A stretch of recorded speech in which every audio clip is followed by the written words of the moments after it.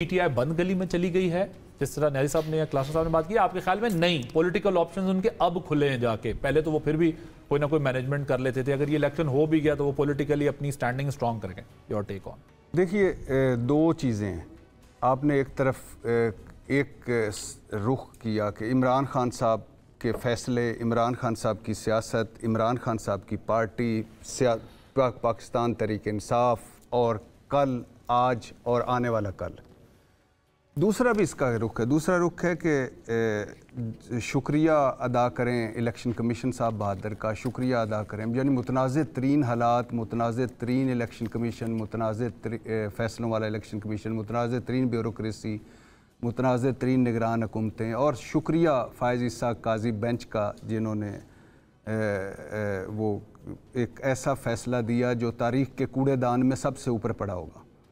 और अब वो ज़ाहिर है, जब इस तरह के 9 मई ना इस मुल्क में पहले कभी 9 मई हुआ है, ना जो कुछ तरीके इंसाफ के साथ हो रहा है वो हुआ है। 3 फैसले हैं जो अभी भी आज भी मेरा ख्याल है, इस पर हम कई बार बात कर चुके हैं कि उनको तरीके इंसाफ को हमेशा हॉन्ट करेंगे जब तक दोबारा वो किसी इस क्राइसिस से नहीं निकलेगी। एक, कौमी असम्बली से निकलना, दूसरा सूबाई असम्बलियाँ तोड़ना, और तीसरा फ़ौज से लड़ना। ये वो 3 फैसले हैं जिसकी वजह से वो यहाँ हैं। लेकिन यहाँ अब उनके पास क्या, आपके पास ऑप्शन रह जाते हैं? क्या आप ऑप्शन, किस ऑप्शन की बात करते हैं? यहाँ तो सर्वाइवल की जंग है। पार्टी ख़त्म हो गई है ना। फ़ायज़ इसाक़ काजी बेंच ने तो पार्टी ख़त्म कर दी ना, टेक्निकल नॉकआउट कर दी। अब ऑप्शन क्या है?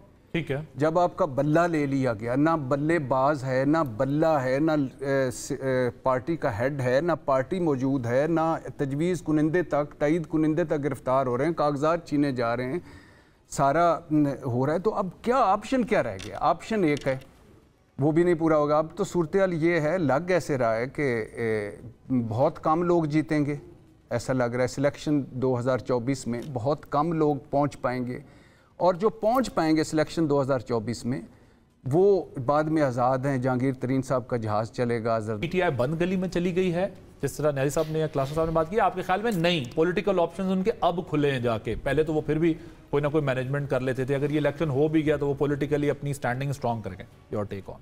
देखिए, दो चीज़ें हैं।